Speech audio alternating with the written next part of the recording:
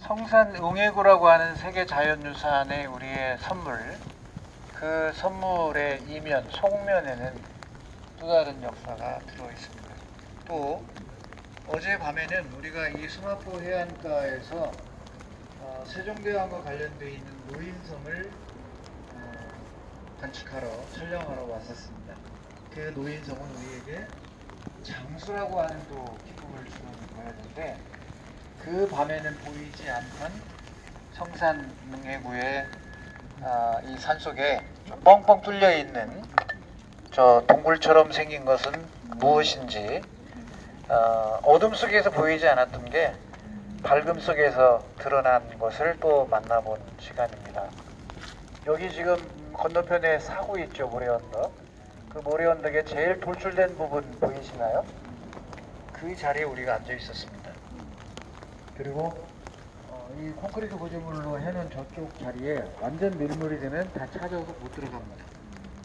근데 어제는 우리가 썰물 때 밤에 왔고, 지금은 이제 밀물 때 지금 우리가 왔는데 완전하게 채워지지 않았기 때문에 건너갈 수가 있습니다. 그래서 먼발치에서 먼저 보면 바로 이 수면에 맞닿은 동굴이 아니죠. 수면에 맞닿은 게 아니고 수면에서 떨어졌죠. 저거는 세 개가 임금왕자 진지동굴입니다. 임금 왕자를 그린 진지갱도인데 저기를 들어가 볼 거예요. 그러면 속에 들어가면 임금왕자라는 걸 확인할 수가 있습니다. 그러면 약 18개나 되는 이 해안을 따라 쭉 구축되어 있는 저 진지가 저 세 개 보이는 거 빼고는 나머지 다 해수면과 맞닿은 쪽으로 바짝 있습니다. 그것들은 자살특공대가 신묘라고 하는 이 진양, 한자로는 진양입니다. 신묘라고 하는 자살특공대의 무기, 모타포트처럼 생겼고요. 거기다 폭탄 실어서 미 해군이 오면 가서 부딪혀서 죽는 부대가 저기에 배치되어 있었습니다. 그래서 지금 임금왕자 저 위에 떠 있는 세 개 자리는 지휘부라고 보시면 됩니다. 위에서 내려다보는 지휘부. 그리고 실제로 특공을 벌여서 자살하는 곳은 뺑 돌아서 무려 15개가 배치가 되어 있습니다. 그래서 여기서는 다 안 보이지만 저 교재에는 이 도면을 다 실어놨으니까 나중에 들어가서 한번 보시고 저기까지 들어갔다가 나오면서 그 속에서 잠깐 전해드리도록 할게요.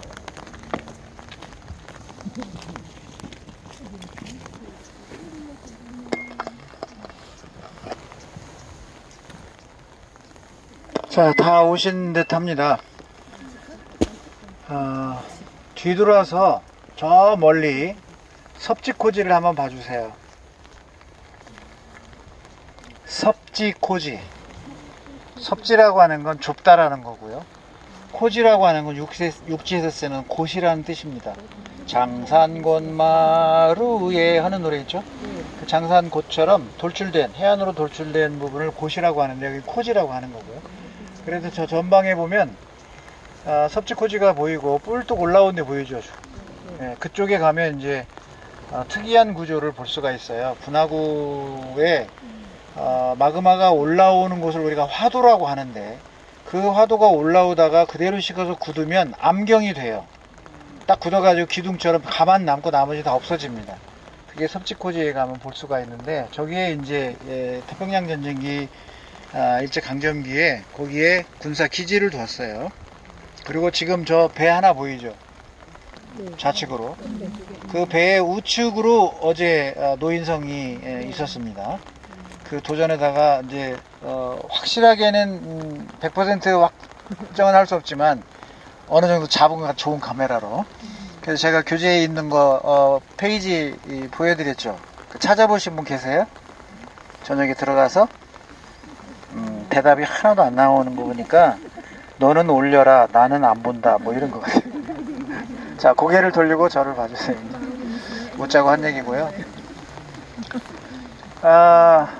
저도 여기 이 성산 일출봉을 오면 저 위에 올라가는 게 일출을 보는 것이 첫 번째 되잖아요. 와서.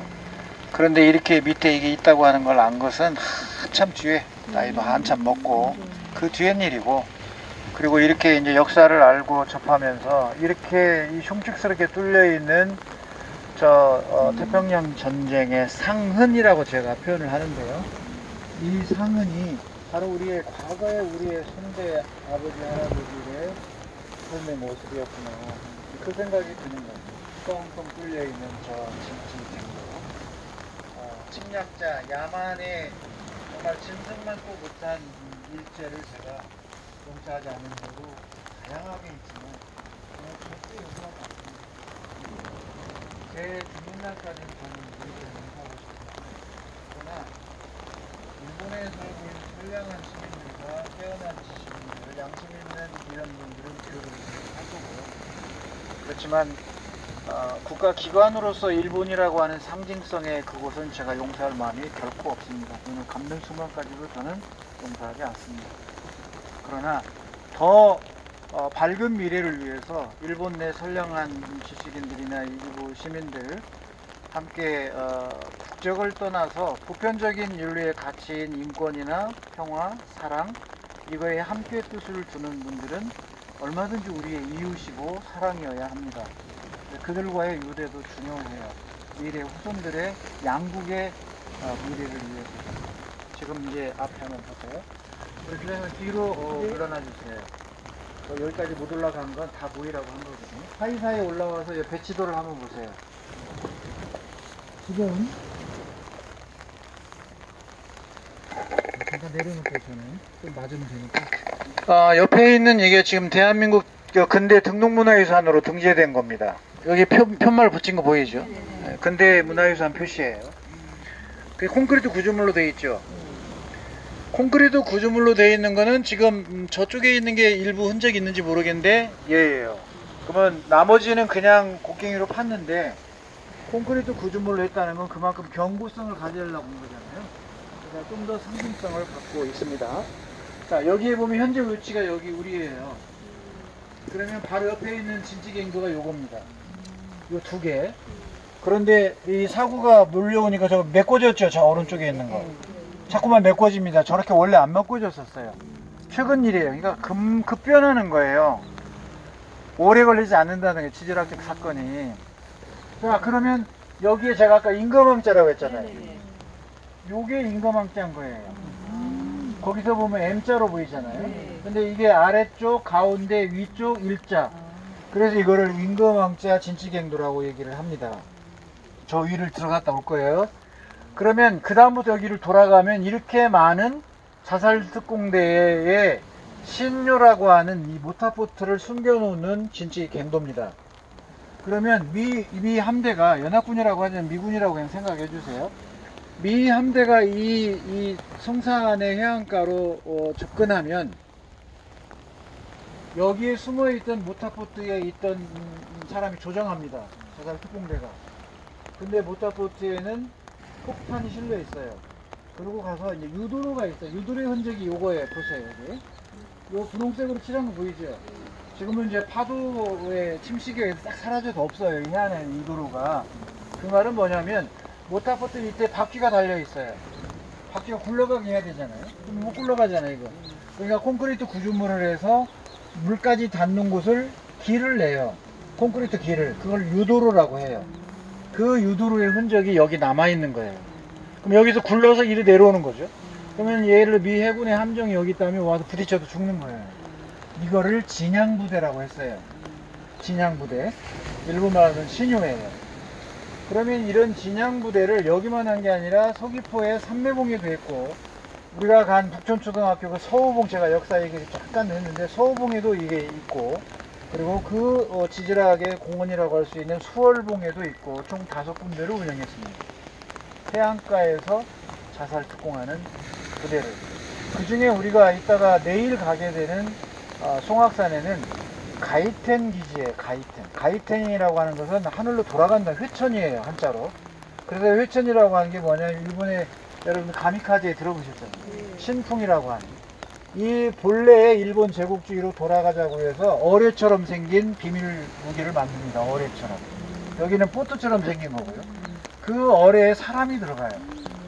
그래서 해안가에서 어뢰가 미 함정으로 가서 부딪혀 죽게 만든 게 가이텐 무기인데 한자로는 회천입니다. 그건 제가 이제 내일 가서 말씀을 드릴 것이고, 이렇게 해안에는 제주에 5개 기지를 만들었어요. 그 중에 동쪽에는 이 성산 일출봉에 이와 같이 18개의 진지 갱도를 뚫은 겁니다. 이 부대는 진양부대. 자, 그러면 이거를 뚫는 건 언제냐? 1945년 2월 9일 일본의 대본영이 세워지고 태평양 전쟁의 마지막으로 갑니다. 그 45년 4월 15일 날 제 나스미 중장으로 하는 일본군 제58군 사령부가 형성이 돼요.